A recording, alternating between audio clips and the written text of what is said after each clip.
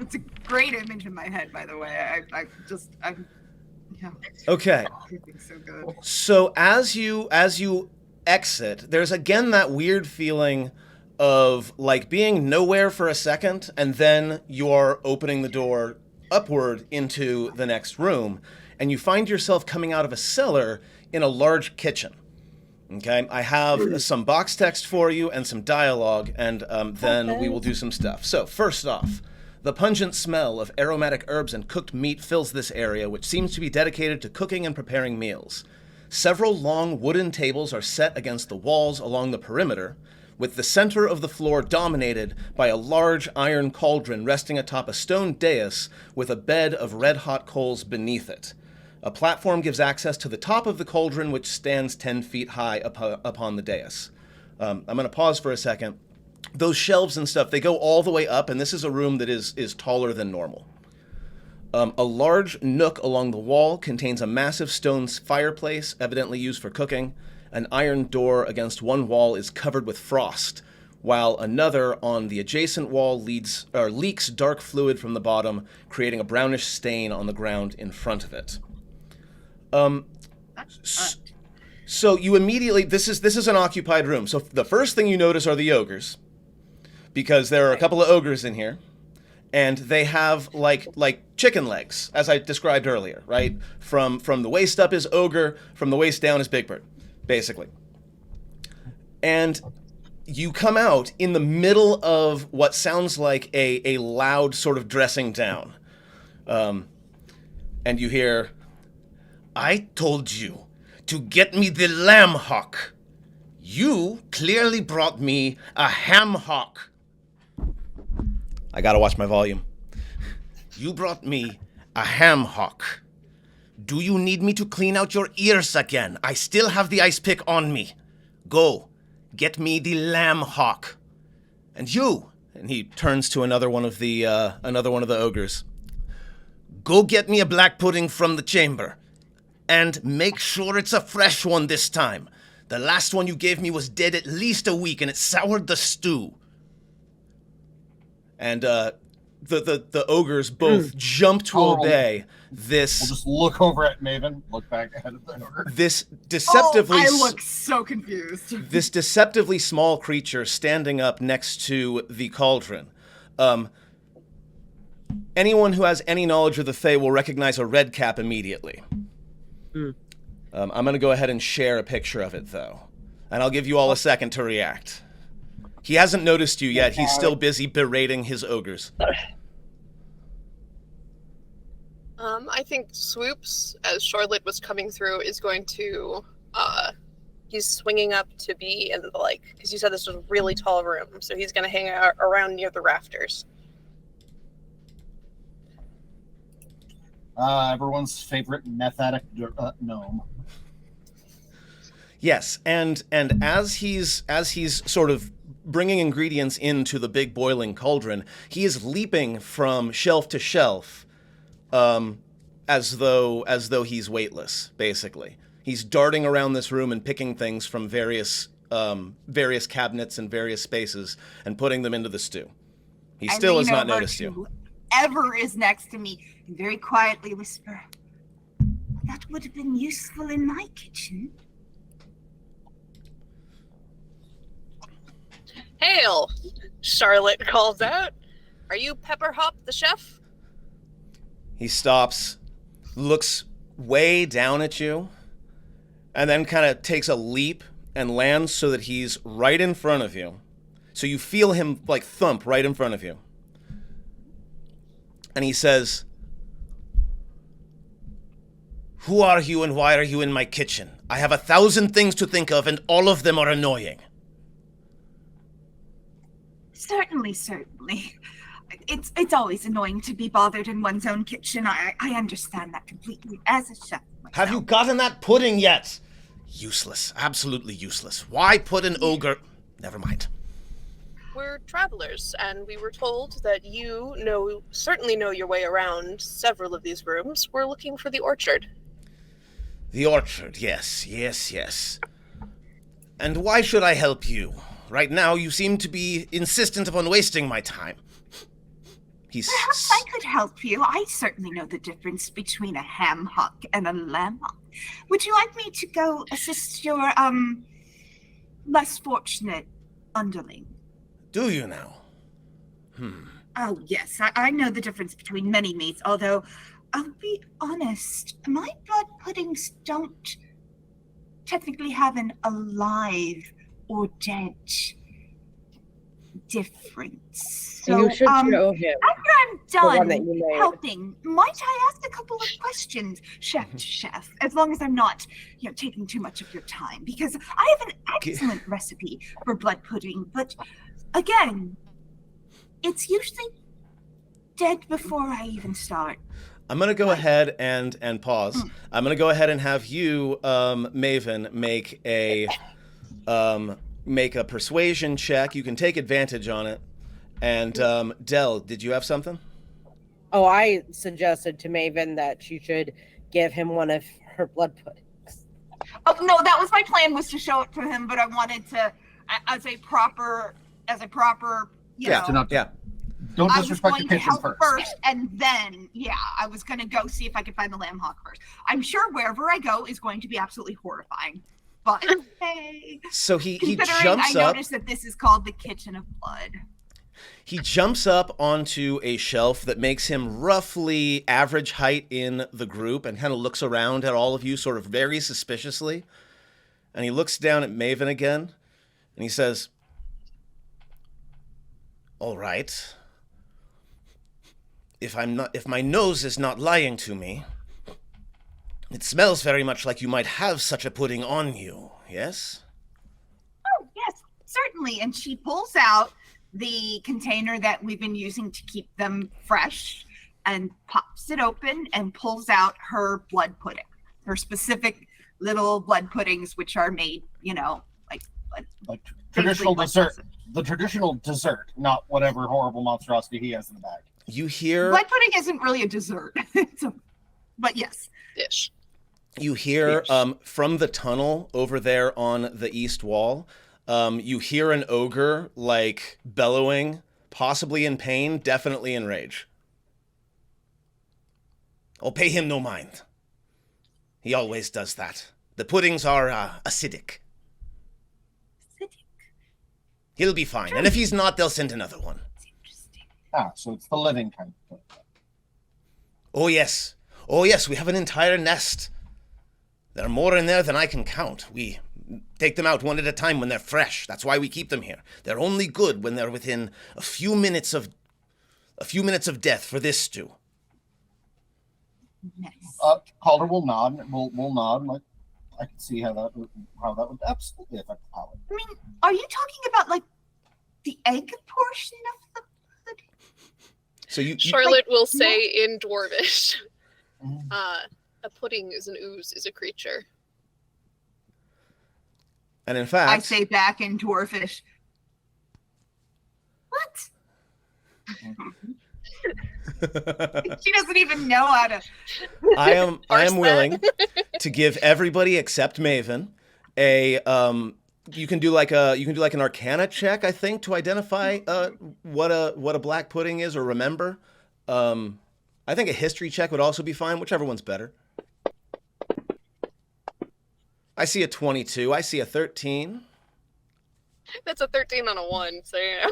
Oh wow, that's definitely a 1. So not a crit fail, but definitely not going to be reaching the DC.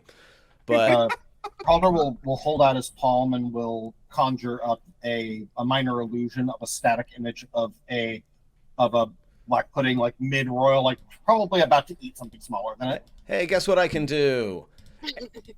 And it's eating an ogre. Sure, he'll conjure essentially that image in 3 dimensions. Also, Jeff, what I'm going to do is I'm going to drop the Black Pudding's sheet into the chat. If you want to go ahead and click on it and take a few moments to refamiliarize yourself with it, you can go ahead and use all of that with a 22 on Arcana. Charlotte will say, I never had to deal with them personally, but there were always rumors that in the cellars under Blackstaff Tower, there were several different kinds of oozes that lurked there and would try to eat the students if they went down there during off hours. Oh. She Virtually looks down at in- her pudding, looks back at the conjuration, looks down at her pudding, and goes, The redcap's I mean, eyes I are fixed on suppose that I pudding. I suppose I could learn No. to cook one of those, but Maven, I promise you, having fought these and tasted your cooking, yours is much better. you I think? mean, Oh, that's okay. Now we have a problem. it's kind of like apples and oranges here. Okay. One's a dish, one's an ingredient. Yeah, So- you just said that in front of Hold on. another Calder cook. does have to start talking and go. So to be fair, I have not tried our grand host's cooking as yet. Yeah, you might be though. There is a bowl of stew in his hand. It's just there. And he holds it forward. It looks like ordinary camp stew.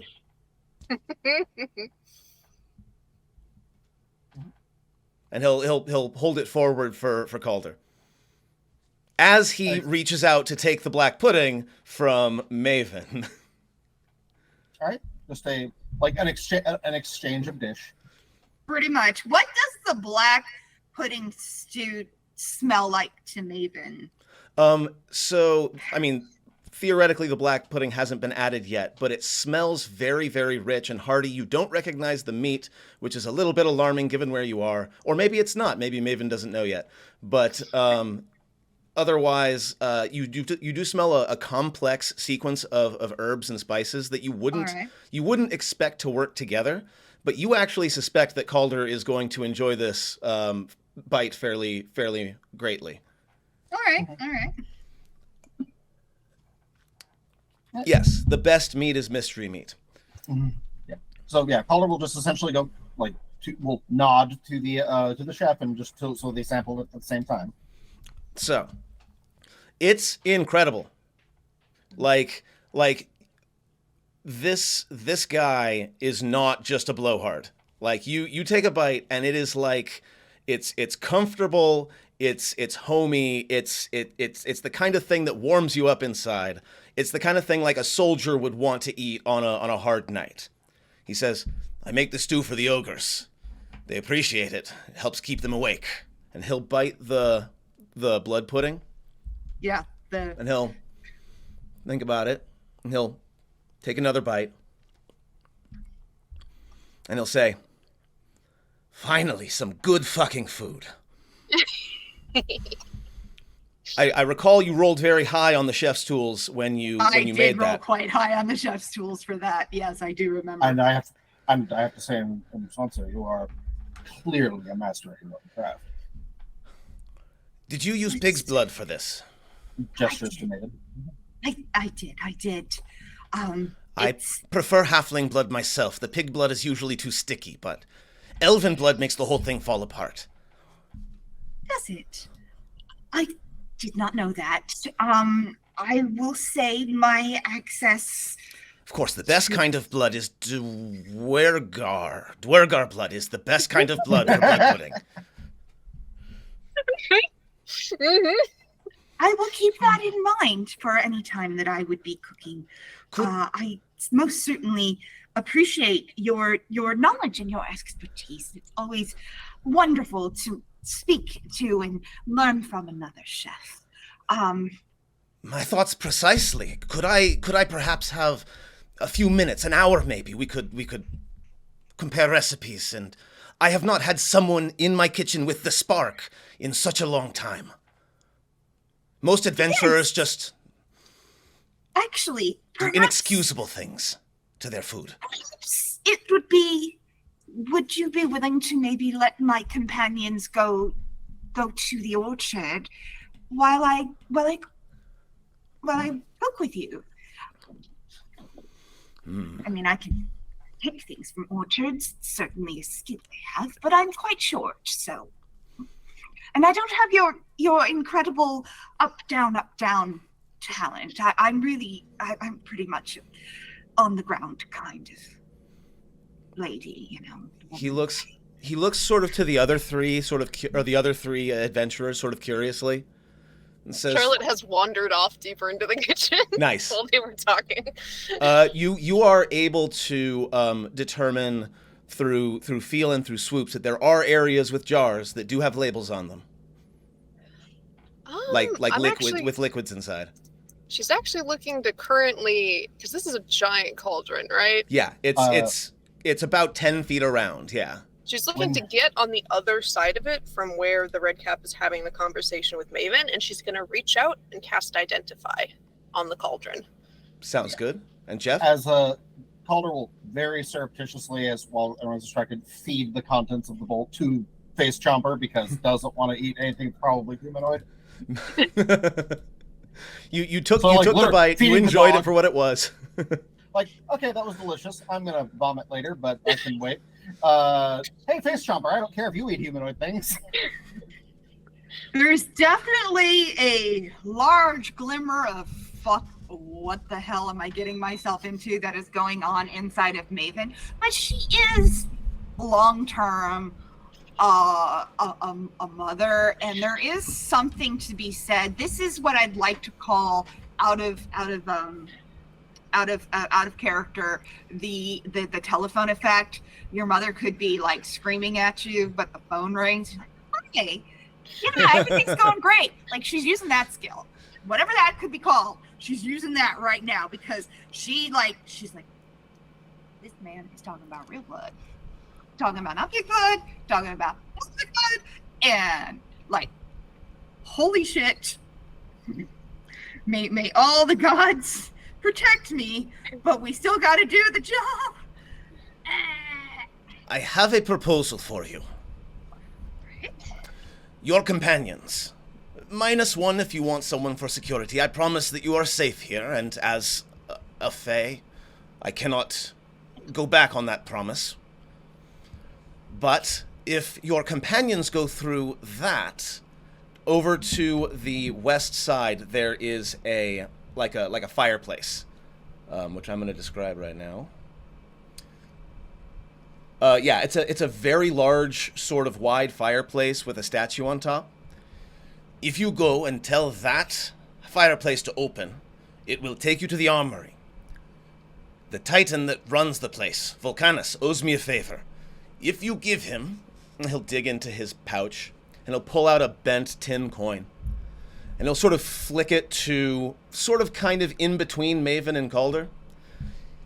If you give her that coin, or if you give it that coin, it will allow you to walk out with a piece of equipment from the Armory.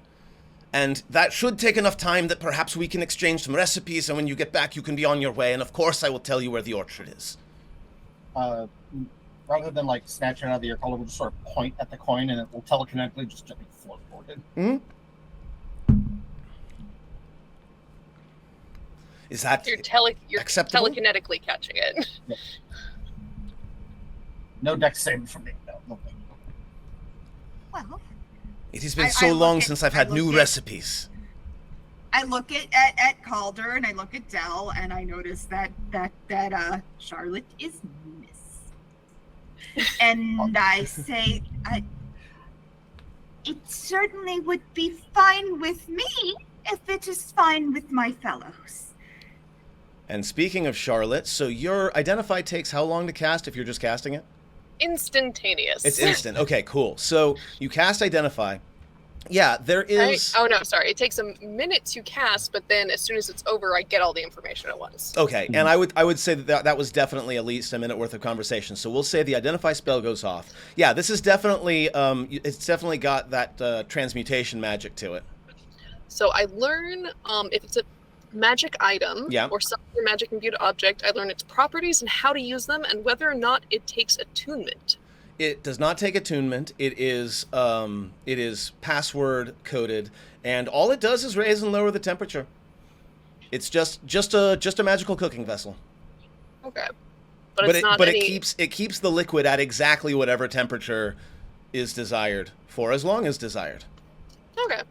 But it's not anything more special than that. No. Okay. Good And instincts, Charlotte- Yeah. Charlotte will speak up and say, well, I mean, this Volcanus sounds like a wonderful person to talk to, and who am I to get in the way of chefs chatting about their recipes? How is Dell responding to all of this? I don't currently have an expression that is readable on my face. Beyond that's an expression for sure. It's an expression for sure. Calder, you've already tasted a sample. Do you want to stay and hang out with Maven? Thank Or you. I have. We do have the business to attend to complete our work. yes, but we're going to get instructions to the orchard once they're done chatting. So, Dell, would you like to come with me to the armory? Yeah, I guess Or should I just go on my own? you can. I'll go. Okay. So I am going to follow Charlotte and Dell, and then we'll check Splitting the back party in. has never gone bad. Never gone poorly ever. No, you Swoops. never split the party. Swoops will swoop down and try to take the coin from Calder. And then carry it over to Charlotte. Like he'll just point at it and just push and no, it will float over to Charlotte at my pace. Thank you. Okay. And in fact, as soon as she has the coin in her hand, Swoops is actually going to go back up into the rafters of the room. It doesn't look like she's going to take Swoops with her to the armory. Sounds good. So we're going to drop you and you.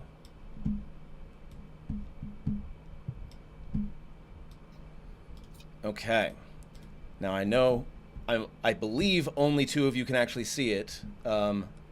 Actually, can everybody see the map right now? I can see the map, yeah. Okay, good. I have this one not set for vision so that everyone can see it. So just making sure, yeah, that's the kitchen entrance. I'm all topsy-turvy. Okay, jumping back to the table. I gotta say, this module takes it out of you. So you find yourself in the Magma Armory.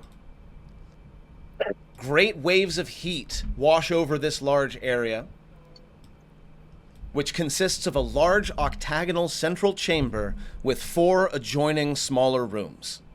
Large brass braziers cast light and warmth throughout the area. In the center of the octagon, the floor descends into a pool of liquid magma, bubbling and churning slowly. Each of the 4 smaller rooms hold armor and weapons of various sorts, some quite exotic in design and function. Anybody who has detect magic up is having a hard time seeing through the glare. No, not right now. Not right so now. to speak, in Charlotte's case. Although I think Charlotte walks in and does that Ghibli total body shudder. It's just all of the magic in this room is ooh.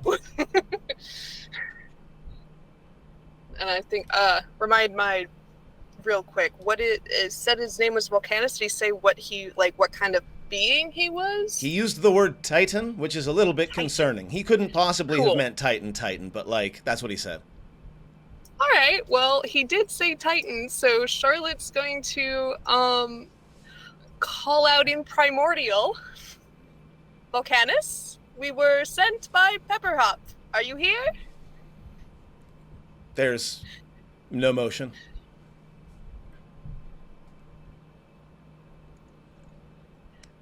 Kind of loops an arm or her hand around Dell's arm, just to keep him, just to make sure he's right there next to her. Do you see a Titan? I don't. I'll do the same in hello type call out, but louder. Still no response. Pepperhop said we could trade the coin for an item, right? Possibly. Hey, you lot, Yes. over here. You're hearing a sound coming from the southwest, the one that's directly south of you, the chamber that's directly south of you. Okay. That one contains an assortment of one-handed weapons, long swords, short swords, daggers, everything. Okay, I will walk us over this way. And again, it's all on racks. There aren't any like glass panes or anything like that. Everything is in the open. And you hear no, down here, a little to the left, right. Let me 1 second. And one of the long swords on a rack of long swords begins to glow. Over here. There's a glowing longsword. It's talking to us, I think. Hello, are you Volcanus? I will This is walk us common. over there. I don't know which one we're going to. Oh, it's yeah, the one directly to the south of you, we'll say.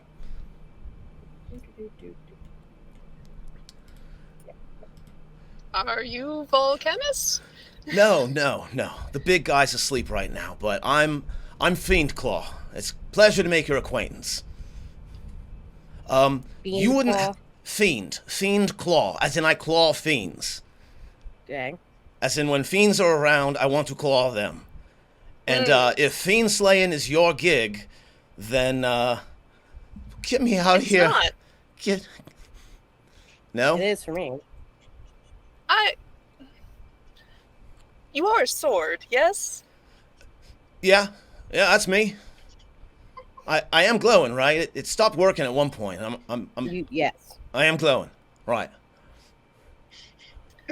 Would you... This isn't the first time I've spoken to a talking weapon. Would it be alright if I touched you for a bit? Well, it's been a long time since I've had a generous offer like that. I mean, the other talking weapon I'd spoken to hadn't been held by anyone in 800 years. Not quite that long, but no one ever seems to want the fiend-slaying sword around here. Something about making nice with the fiends while they're in the hut, I don't know.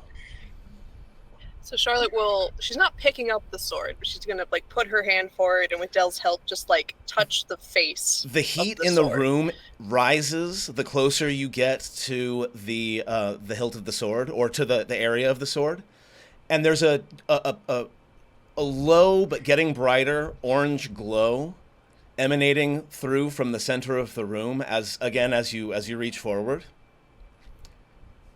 And it gets hot.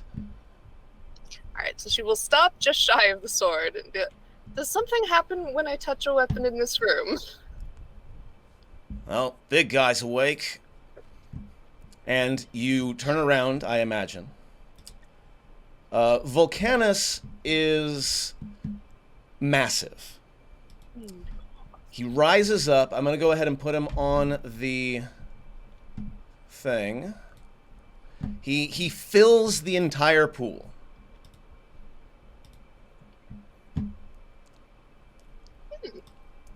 So imagine the largest magma elemental you can possibly imagine, and like we're talking. What was the antagonist in Moana?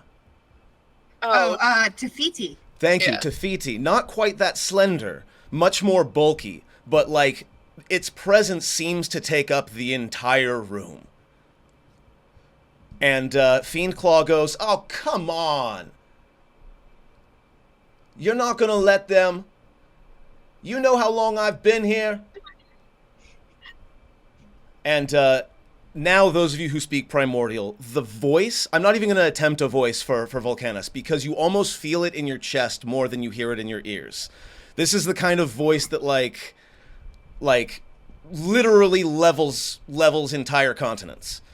And it says, "Those are the property of the grandmother."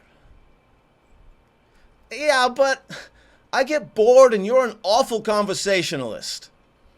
I wasn't going to take, just touch. Although, if that's also not allowed, I suppose I won't. You are Volcanus, right? Come on.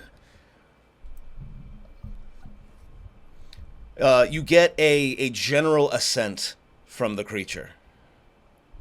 It speaks more in like massive, just like truths hitting you right in the face, rather than like a language. Its Yeah. presence is very imposing. primordial is more like the sound of sand and like rumbling earth than actual like words. So Yeah. that's what I'm. Yeah. We were sent here by Pepperhop. We have a token from him, and we're hoping for some equipment. This massive face sort of looks down and looks closely. And it rumbles out something to the effect of Pepperhop already called in that favor, and that trinket is worthless and meaningless. Again, general impressions. Yeah, but come on. Let me go. Let me slay some fiends. It's been so long. Please? You lot would like to wield me in glorious battle, yes? Please? No. No? I'm not much of a You've got a dangerous sword look wielder. about you. He'll telepathically attempt to connect with Del. Is that a thing that you will allow? This is more of a knock knock rather than a suddenly I'm in your brain.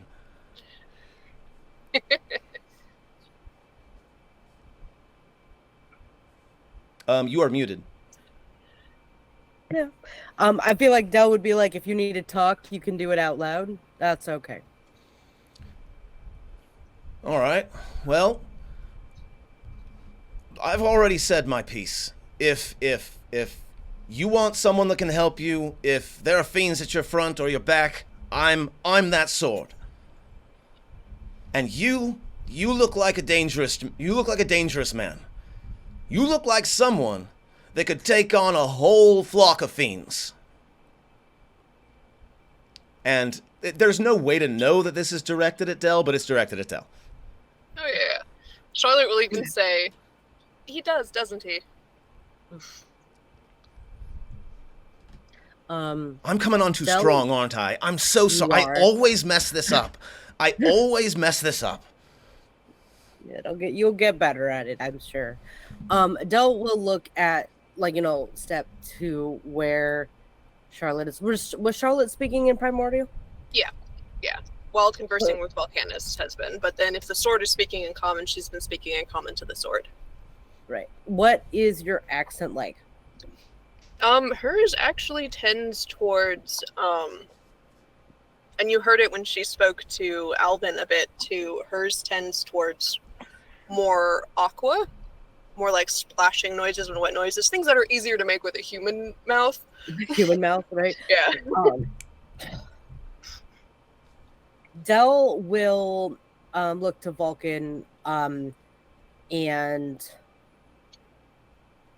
address him also in primordial. Okay. But his accent is more sandy. So it's like sandstorm or like shifting dunes. In accent equivalent, and will largely, because I am fucking brain dead from work, y'all. Don't do my life. We'll address him formally, and ask what we can do in exchange for giving that sword at the very least some airtime. It considers, but it conveys to you while it considers that you may lift it off of the rack. Okay.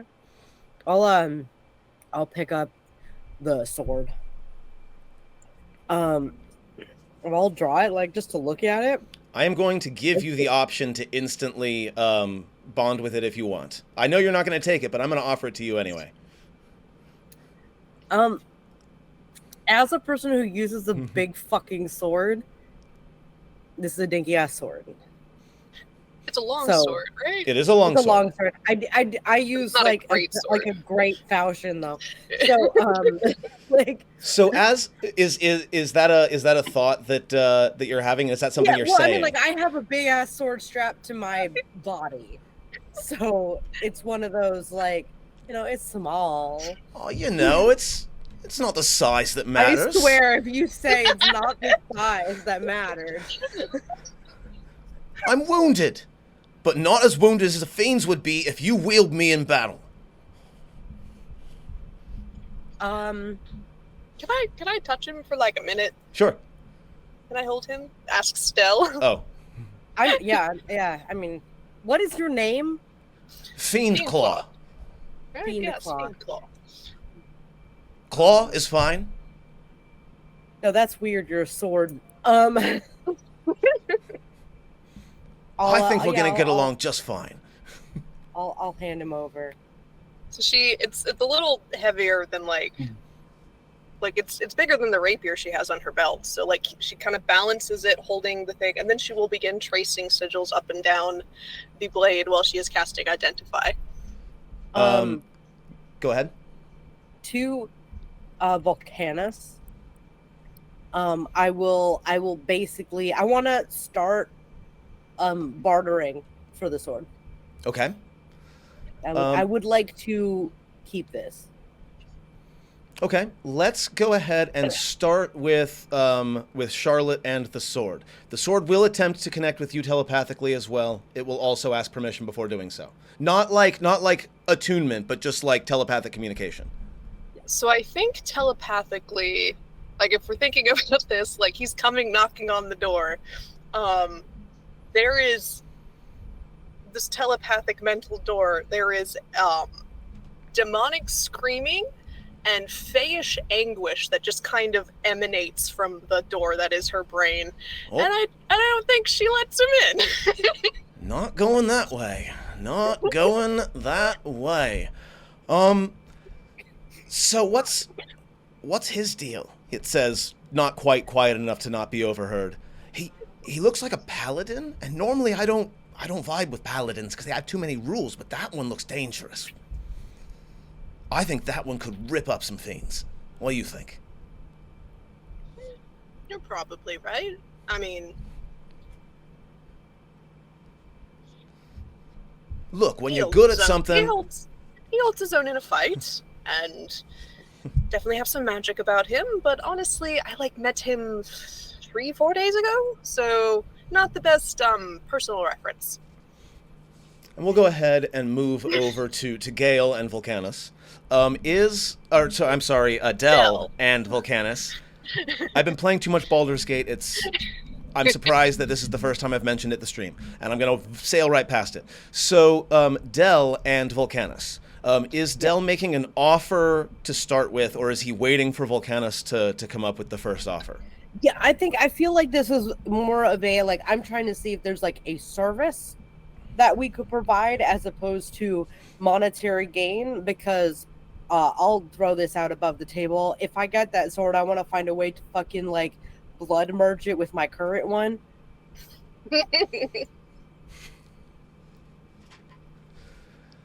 Yeah, so we'll say what Volcanus wants is a few barrels of a particular kind of fire wine. And when it says fire wine, it means like fire wine. Yep. And it gives you the idea that there's a room that is, you get an image of just stacks and stacks of barrels and bottles going up endless towers in what looks like a keep. And I'm going to go ahead really quick and mention, and you get the knowledge that it connects to the menagerie, but you don't know where the menagerie is, but all Volcanus says is that this room connects to the menagerie, and he would very much like a couple of barrels of fire wine, please and thank you. Okay. and with that, he can go ahead and look the other way. You get the general vibe that this sword isn't very popular in this area anyway. I can take him off your hands in the meantime if that would be helpful to you. You do get a scent on that. Okay. And in fact, the room will begin to dim as Volcanus will sink back into the lava pool. Make sure So do not I touch get anything to- else, though, or else he'll be real mad. I don't think you could take him. Just being honest.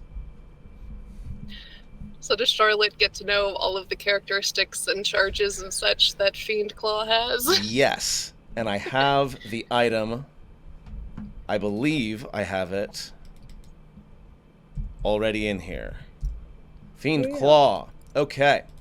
I'm going to drop it in the chat, but I will also read it. Fiend Claw. First off, it's a +3 weapon. 2d6 slashing. Oh, wait. Legendary. Fuck. I think I accidentally changed the damage, but regardless, its main abilities are when it hits a fiend, it does extra damage. It automatically detects fiends within 120 feet, although it can't pinpoint number or location, so it's like a constant divine sight. Yep. When you're attuned and holding it in your hand, you have advantage on saving throws against magical effects and spells. And of course, it has its own intelligence. And its purpose is very much like, I want to kill the fiends. Let's kill the fiends. Alignment chaotic good. That's fine. So we're taking him with us then. Charlotte Yes. kind of gestures with the sword as Volcanus starts sinking back away and the room becomes a little cooler.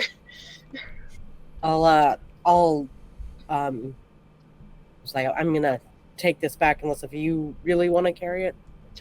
Oh, no, I just want to make sure that, Swoops, he's technically a fiend. Oh, I know. Fiend? Where's the fiend? Well, he's not quite in the room right now, but he's a very dear friend to me, and he helps me navigate the world. So, he doesn't have any weapons, he can't attack anyone. So, that doesn't seem like a sort of fiend you're after, right, Claw? There is a long pause. My persuasion check towards the sword. Yeah, let's go ahead and do a persuasion check. I want to see how this goes. Take a +2 because you are making sense, and he does want to get out of here.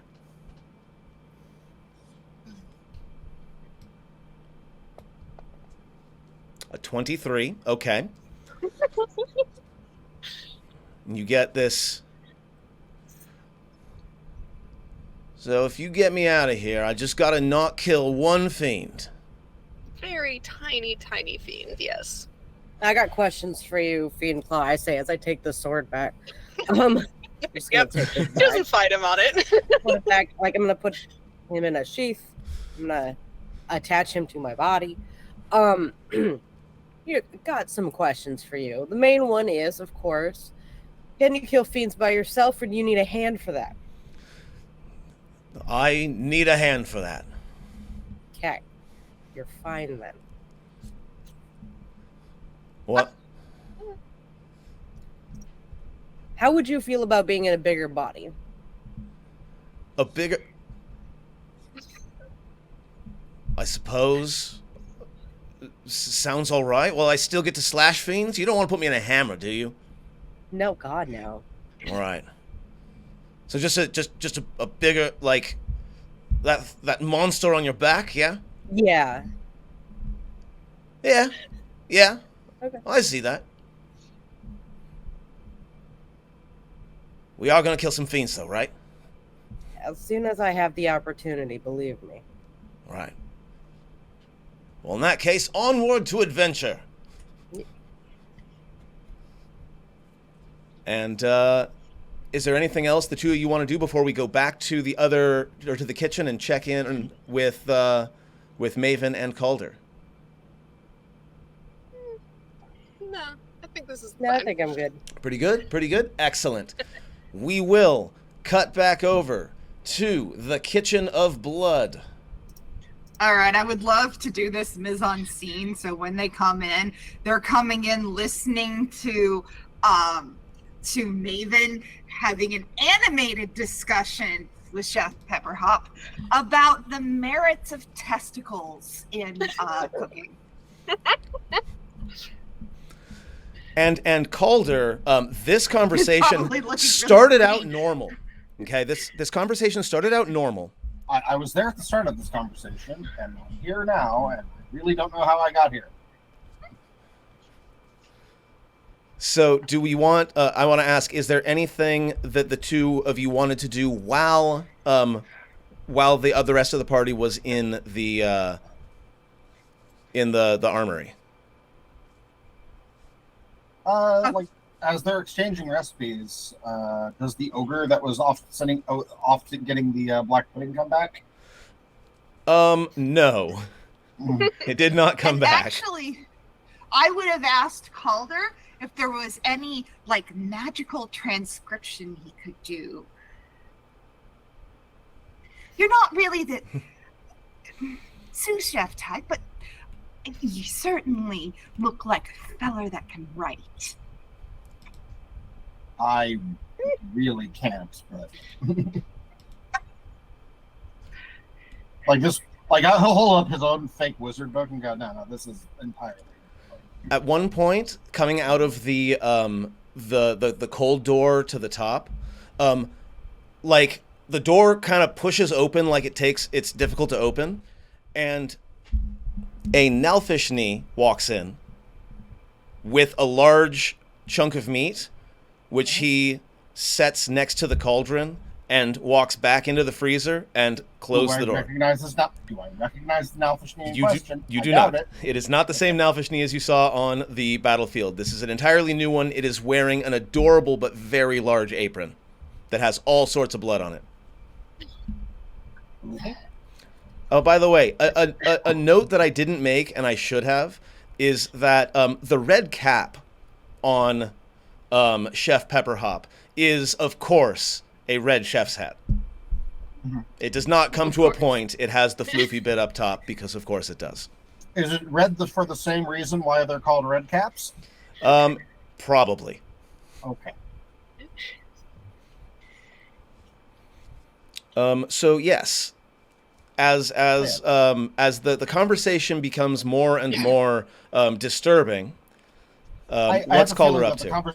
Calder's only participation in the conversation is basically telling them, because he's an aristocrat. He's had some really weird, exotic, and very expensive dishes, and would share his stories behind those and where he encountered them and what they cost, the how hoity-toity and utterly useless some of the people that ate it were, and was entirely clearly a prank on them. And I may have absolutely have paid someone to replace all of the meats with someone's with a root vegetable just to see if he would notice, and he did not.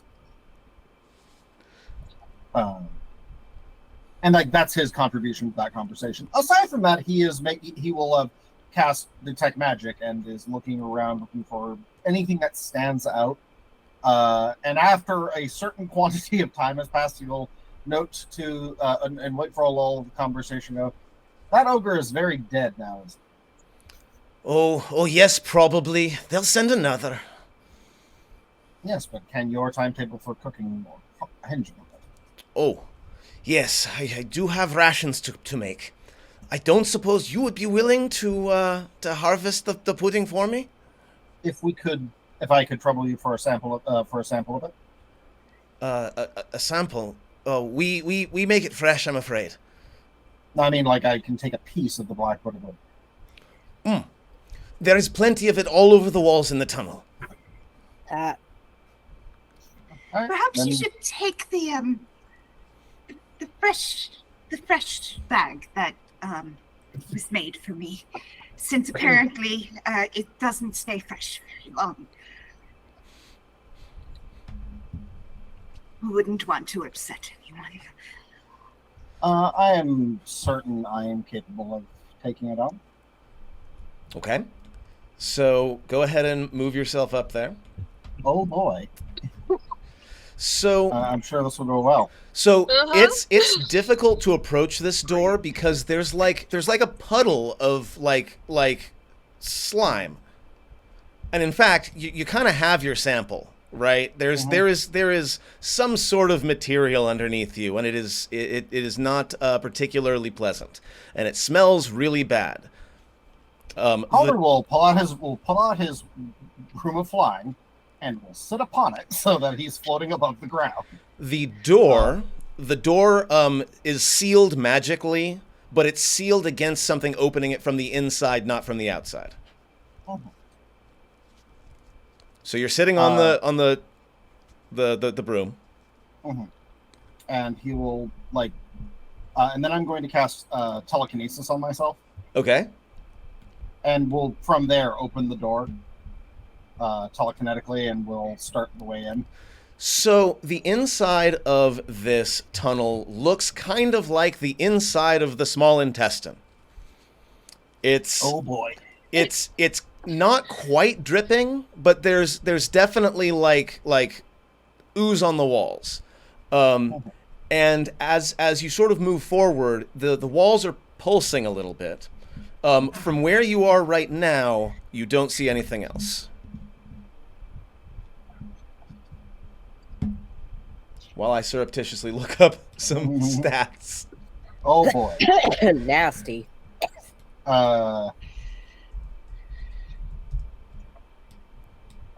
he'll gently coast forward, and will be sure to stay in the middle of the hall, and careful to not let anything drip upon him or to touch anything. Excellent. Do you currently have a warning weapon on you? I do not. Okay, so here's what I'd like to do. Uh-huh. I have a proposal for the entire group because I know we wanted to make the session a bit shorter. We can go ahead and take our break now, 10 minutes, or we can push through this combat encounter and then we can end the session. Do you want to take a 10-minute break now, or do you want to push through? I'm good either way. I would argue for my own sake the push through, because I gotta go to ride tomorrow, and I'm the one who's hanging out late over here. Fair enough. Okay. That said, he is very aware of the specific nature of this threat, and is Yes. well aware of what its tendencies and habits are. So he's keeping especially an eye out for all of that. So I will remove the disadvantage from your perception check. Go ahead and roll that, please. Okay. Oh boy. Yeah, this will go well. Calder dies in a pantry. I'm gonna throw a spell point at that, because I can. I'll take the 16. That's fair. It rolled a 4 minus 3 is 1. So it's obviously hanging from the roof, about 10 feet away from you, where the tunnel turns. There's a blob hanging from the ceiling, and as it notices you noticing it, it's gonna lash out. We're gonna go ahead and do some initiative, but you're not surprised. Cool. Did you shut the door behind you? Yes. Mm-hmm. You shut the door behind. Okay, good to know. Well, no, it's critically, I'm not bound by the same rules, because I have telekinesis. My force comes from whatever direction I want it to. Indeed. Okay, so the pudding is going to roll initiative as well. We're going to skip the people who aren't here yet. So depending on how this goes, I'm open to the possibility of them coming in at some point. Calder, it is your turn. I'm going to use I have declared the action to cast telekinesis on myself. Yes, you did. So I'm going to target it with the effect given to me by telekinesis. It has I have the ability to move or manipulate creatures or objects with thought.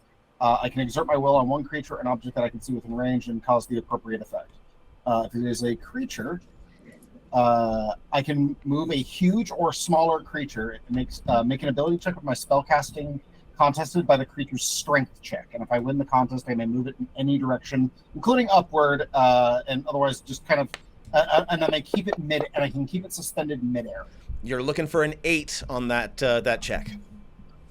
All right, so It got an 8 on its strength check. That is a 13, which is more than an 8. So yeah, just he is going to suspend it off the ground so it has no locomotion. So it's a sphere of black pudding at this goo. point. It is a sphere of goo, and then he's going to calmly turn around and just have it keep like a good 15-foot distance away from him, as he will just carry it out into back toward the door, and then with my bonus action telekinesis, push open the door in this direction. Nice. Okay, so you walk forward. I'm just double checking something about the pudding really quick.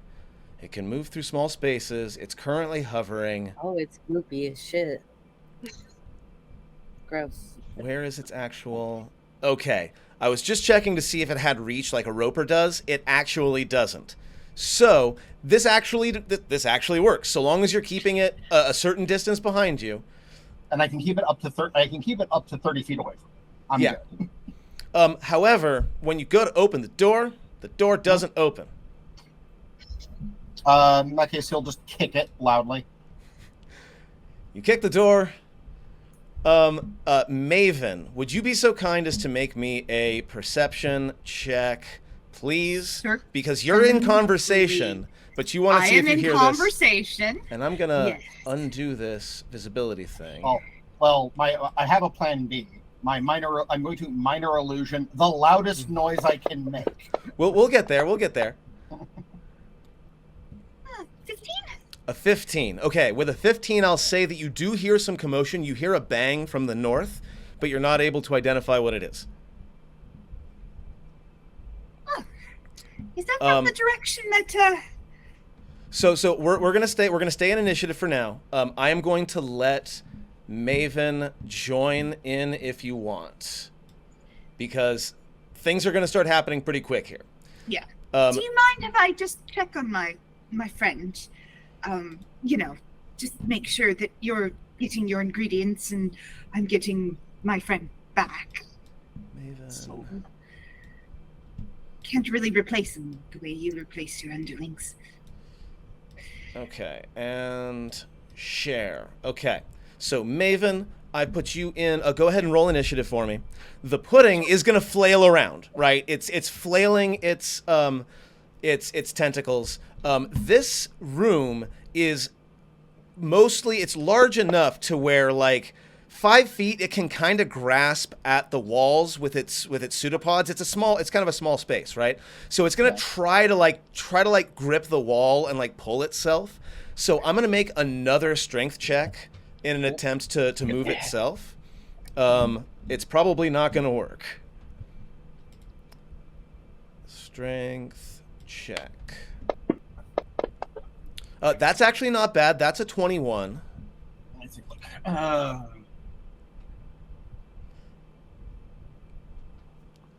It is restrained until the end of my next turn. It is restrained within my telekinetic. Oh, it's restrained. Okay, then and then on each of Calder's turns, you redo the contest if you want to continue it on the same target.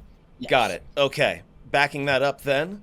Replaying it, it wobbles as much as it can, and that's not much. Calder, it's... Unless... Are oozes immune to being restrained? They're not. I don't think so. Okay. Immune... I in fact, checked. Yeah. Okay. Blinded, charmed, deafened, exhaustion, frightened, prone. It can't be prone, but it does nothing about being turned into a sphere midair. Calder... You notice you are able to hear a large amount of liquid feeling or sounding movement coming from deeper in the tunnel. I will make the minor illusion on the other side of the door of open this fucking door. So Do you have to be able to see where the minor illusion is happening? I need to be able to know where I'm putting it. I don't think it's a space you can see. So it's a very loud open this fucking door. I can make the door the source of the illusion. So. Maven, it's your turn. Am I on the other side of the door? Or Yeah. did I come in? Oh, and then I have to reassert my restraint. Can you see yourself on the map, Jen? So yeah, my 22 Did will beat you its bring 21. me up? I've still got the map of the kitchen. Hold on. So, no, I cannot see myself on that map. Okay. Hold on. Wait, actually, that's the Magma Armory. Yeah. Okay, yes, I see myself. So I Perfect. come up here, to the door, Yep. and I try to open the door. Can I open the door? The door opens easily. Yes, it opens inward. And there's Calder trailing this spherical goo. Oh, good. Perhaps you'd like to join us then? Yes, please. So- and I think we're being followed. So Perhaps we should close the door behind us when we leave. And she shuts it. Yes, as you're shutting it, no fewer than 3 separate black puddings immediately come into focus. You slam the door shut, and there's a hard thwack against the door, followed by what sounds like a shriek, and then a burnt smell. Well, then, that's all right then. So chef, where do you want this? Is that still alive? I Oh, yes, didn't it's very necessarily alive. prefer it to be quite that fresh. The ogres usually kill them first. The ogres aren't me. Well, I suppose throw it on in. The cauldron will hold it. Very well, we'll just hover it over the cauldron and force it. Oh, but Maven, you said something about needing a pudding yourself, yes? Yes. The very tricky thing about puddings and why it's so difficult to fight them is, one, he'll pull out a butcher knife, and he will very quickly leap over to where the black pudding is, and with a very, very fast motion with his right arm, will slice a small piece of it off and into his hand. And he says, one, they rust the hell out of your metal. And he holds up this pitted knife. And he says, two, if you cut them in half, and it begins to wriggle in his hand, it remains. You have something to contain it?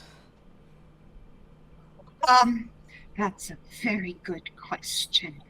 As I would rather not do this for the entire trip. I think Swoops on whatever shelf is above where she is, pushes off a jar towards her. The here you go. the ooze begins to sort of levitate above the chef's hand. So, she grabs the jar. Will this do? He'll drop it in there for a time, yes. Try not to keep it in there for more than 2-3 days. It will eat through the glass eventually. Very noted, but still very appreciative. And she Oh. puts the lid on. Would we be capable of casting mending to repair the glass? Perhaps. I am no wizard. But then we'll find out. That's a pleasure doing business with you. And with that, we'll shove the rest of the black pudding into the cauldron. Oh man, this is reminding me of the time my parents cooked crabs but didn't know you should put them on ice before putting them in the pot. Because of Screech. It's fine. Oh, it is the worst kind of seafood boil. It is gooey too. Honestly, I think of it as karmic justice, considering how many horrible deaths this thing must have inflicted until now. So Certainly. I believe you said that you were looking for the orchard, yes? My accent is changing. I gotta change it back. Then you will need to go to the Black Orchard. It's pretty easy to get to. He indicates the door on the south side of the map, right there. Mm-hmm. And he says, that door leads to the trophy hall. Use the fireplace to get to the menagerie. Don't mind the mind flayers. They have a truce with the grandmother for now and probably won't eat any guests. One of the doors in the menagerie connects to the library. And I believe that will get you to the orchard. The grandmother does enjoy fresh oranges when she reads. Do you know if it has any apples? It does, yes. Quite a few. I would look very carefully and then disregard anything that you see before you eat one, yeah? We were just told to retrieve one. I do not have any plans to eat anybody. You are a smart man. Well, thank you very much. This has been a most enlightening how to do in the kitchen. Certainly, I will keep your interesting and very complex recipes in mind, as long as you keep mine in mind too. I don't know how many of them are going to be perfect for your clientele, but recipes are made to be adapted, and I may have to do some adapting with yours simply because some of the things I don't think I can get where I'm going to be. That is the wonder and beauty of cooking, is that every chef brings their own special touch to whatever they prepare. The little ooze is shifting a little bit in the jar and like not quite tapping, but definitely like flowing around. Well, he'll look at everybody and he'll focus specifically on Maven and say, "Come back anytime. Always good to talk shop with one who knows her business." Thank you. Even if your tastes are a little bit vanilla for mine. Well, we have different clientele. One learns to cook in some respect for those who will be doing the eating. Does anybody have any? Oh, and at this time, we're going to go ahead and have Dell and it was Charlotte, right? Charlotte? Yes, Yeah. I'm also pretty loopy. We'll re-enter the room.